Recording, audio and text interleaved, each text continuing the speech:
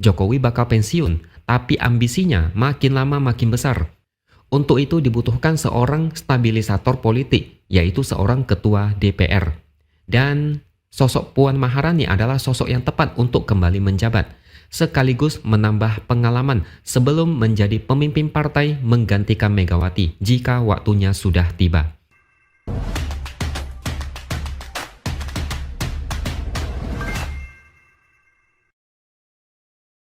Halo, bertemu lagi dengan saya, X Hardy di Opini Siward.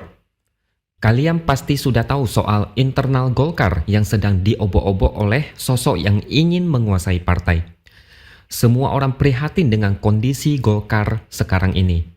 Golkar sudah malang melintang sejak Orde Baru, termasuk partai papan atas. Tapi sekarang nasibnya mengenaskan. Golkar punya lambang pohon beringin, tapi sekarang pohonnya sudah diamputasi. Partai sebesar Golkar bahkan harus bertekuk lutut, dipreteli dengan mudah, seolah Golkar itu organisasi murahan yang tidak ada lagi harga diri. Sebenarnya bukan cuma Golkar, tapi banyak partai lain yang juga sedang tersandera sehingga tidak bisa berkutik. Ada isu PDIP juga mau digembosi. Ada yang mau merebut kursi ketua umum dari tangan Megawati. Tapi sayang, PDIP kuat dan kokoh karena sudah punya pengalaman pahit. Yang saya maksud adalah peristiwa Kuda Tuli. Kuda Tuli adalah akronim dari kerusuhan 27 Juli. Itu terjadi di tahun 1996 dan menjadi salah satu sejarah paling gelap dan berdarah. Saya akan jelaskan sedikit tentang Kuda Tuli ini. Kuda Tuli adalah peristiwa kekerasan di kantor DPP PDI. PDIP saat itu masih bernama PDI. Kejadian ini bermula karena perselisihan antara kubu Megawati dan kubu Suryadi. Sebelum Megawati bergabung, PDI mengalami konflik internal selama hampir 10 tahun. Kemudian muncul sosok Megawati yang bergabung ke PDI tahun 1987. Ternyata kehadiran Megawati membuat pemerintah Orde Baru resah. Ketidaksukaan pemerintah membuat Megawati makin didukung oleh masyarakat dan mahasiswa karena dianggap menjadi simbol perlawanan terhadap Orde Baru. Megawati bahkan sempat diusulkan sebagai calon presiden. PDI lalu menggelar Kongres Luar Biasa atau KLB di Surabaya yang hasilnya Megawati terpilih sebagai ketua umum periode 1993 sampai 1998. Di bawah kepemimpinan Megawati, PDI makin meroket. Dan pemerintah Orde Baru makin panik dan merasa terancam. Mereka diduga merancang skenario untuk menggembosi kekuatan Megawati. Pada tahun 1996, Kongres PDI digelar di kota Medan.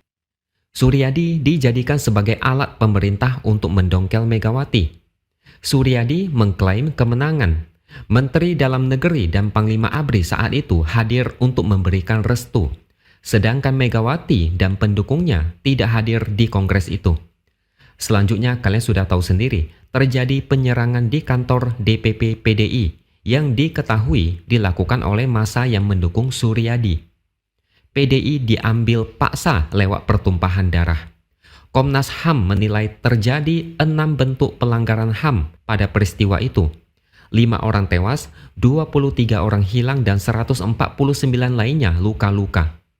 Kesimpulannya, sebuah partai politik biasanya bisa hancur karena konflik internal, yaitu dualisme kepemimpinan.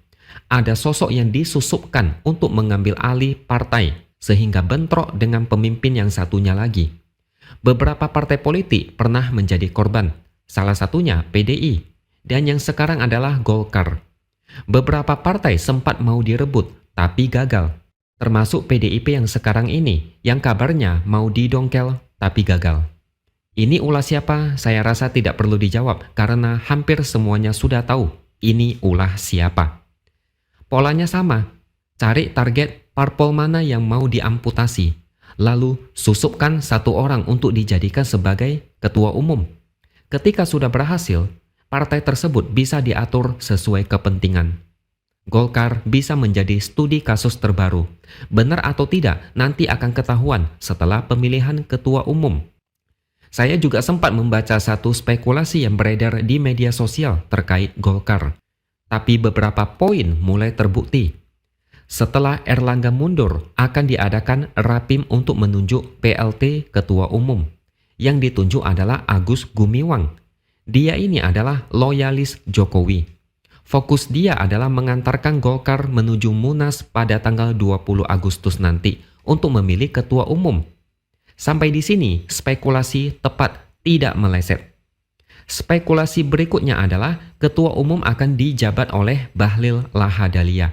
Dan lagi-lagi kabarnya dia ini orang kepercayaan Jokowi. Wakilnya Agus Gumiwang, sedangkan Ketua Harian adalah Bamsud. Dan yang paling bikin penasaran adalah Ketua Dewan Pembina. Ada dua nama yang beredar, yaitu Gibran dan Jokowi. Ada yang bilang, bukankah ADART partai harus berubah? Kalau ini mah gampang. Konstitusi negara saja bisa diutak-atik untuk meloloskan anak belum cukup umur untuk menjadi cawapres. Apalagi cuma aturan partai. Ya itu mah kecil. Kalau semua spekulasi ternyata terbukti, maka betapa menyedihkannya Golkar. Meskipun yang dialami Golkar tidak separah PDI dulu, tapi polanya sama. Partai disusupi dan dikuasai oleh orang-orang kepercayaan dari pihak luar. Hanya saja Golkar tidak belajar dari apa yang dialami PDIP. PDIP sampai saat ini solid karena pengalaman di masa lalu. Pada peringatan peristiwa Kuda Tuli tanggal 27 Juli lalu, Ganjar sudah mengingatkan partai politik bisa bernasib sama seperti PDI di era Orde Baru. Peristiwa yang mirip Kuda Tuli bisa dialami oleh parpol manapun jika mereka tidak berani bicara dan cuma mengekor kekuasaan yang lebih tinggi. Ternyata ucapan Ganjar memang terbukti. Golkar seperti diamputasi, direbut paksa.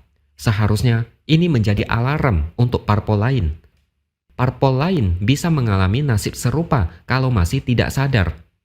Kalau bukan karena sosok Megawati, mungkin PDIP juga bakal diamputasi dan direbut paksa jilid 2. Belum lama ini Megawati mengatakan seharusnya dia pensiun, tapi karena ada yang mau mengambil PDIP, dia mau maju lagi sebagai ketua umum.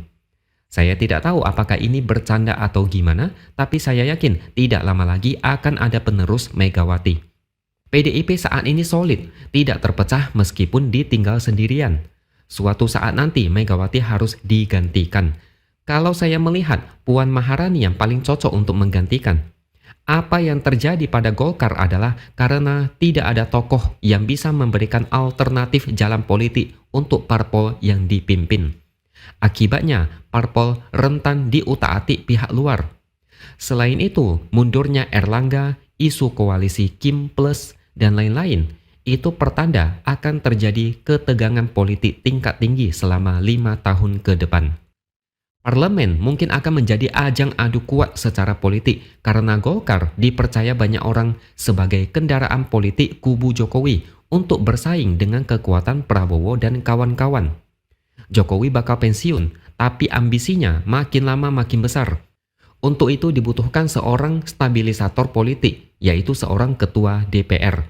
Dan sosok Puan Maharani adalah sosok yang tepat untuk kembali menjabat, sekaligus menambah pengalaman sebelum menjadi pemimpin partai menggantikan Megawati jika waktunya sudah tiba. Oke, sampai di sini dulu opini dari saya. Subscribe channel ini supaya makin berkembang dan jangan lupa tuliskan komentar Anda. Terima kasih sudah menonton dan sampai jumpa lagi di lain kesempatan.